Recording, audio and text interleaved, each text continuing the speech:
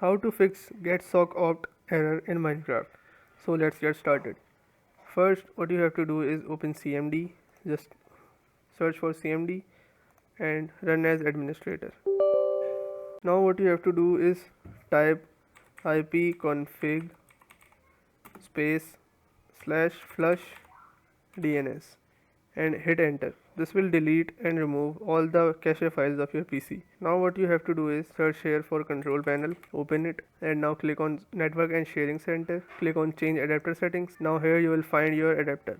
Just right click it and click on properties. Now what you have to do is search for internet protocol version 4 and click on this properties button. Now just click on this use the following DNS server address, and in the preferred DNS server just type 888 and 8, and here you have to type 8844 and just click OK.